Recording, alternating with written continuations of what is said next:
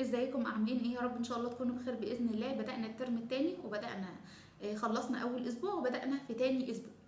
طيب نصايح كده للترم التاني، عشان الترم التاني مضغوط جدا. الترم التاني فيه رمضان، وطبعا اغلبنا بيبقى مكسل كتير قوي عن المذاكرة، وكمان في العيد هتلاقي نفسك هوب اول خمسة دخلنا في الامتحانات. تمام.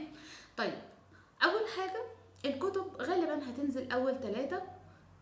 فدي خلاص احنا بنتكلم في ممكن اسبوع 10 ايام غالبا، يعني ده مش ميعاد اكيد بس غالبا هتنزل في اول ثلاثة. طيب انت هتنظم وقتك ازاي بحيث ان انت تكسب وقت وتذاكر على الاقل نص المنهج او 3/4 المنهج قبل رمضان؟ تمام. بالنسبة للناس اللي بتروح الكلية، اسمع. يعني انت دلوقتي تسمع، عايز تقرا محاضراتك اللي بتنزل على اي جروب، او انت مثلا مش بتروح الكليه وعايز تقرا المحاضرات، تمام جدا.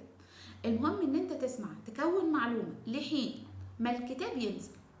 اول ما الكتاب ينزل هنبدا ان احنا نقسم الكتاب بحيث ان احنا ننهيه في خلال شهر. ليه؟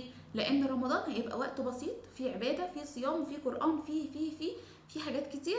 هنخلي جزء بسيط للمذاكره والجزء الاكبر طبعا للصيام. اغلبنا مش بيبقى عارف يركز في الصيام الا لو الناس اللي متعوده عليه. تمام.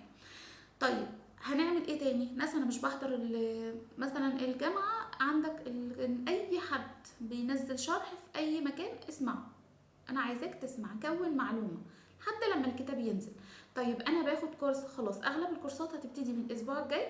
بالنسبه لي انا ان شاء الله هتبدا من الاسبوع ده اونلاين بس، يعني مش نازله اوفلاين.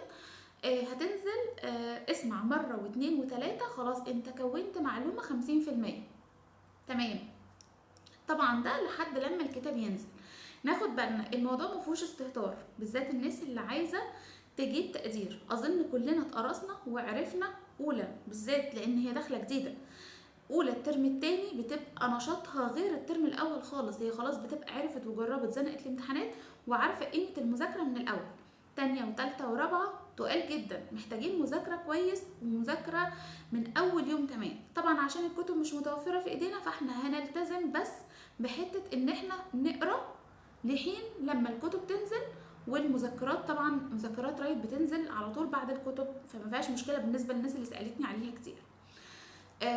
كون معلومة زي ما قلت، وبرضو بكرر ان الوقت هيبقى ضيق خالص، وهتلاقوا الامتحانات بعد العيد الصغير باسبوعين بالكتير، فناخد بالنا. ولو في اي استفسار انا معاكم. اشوفكم على خير ان شاء الله. سلام.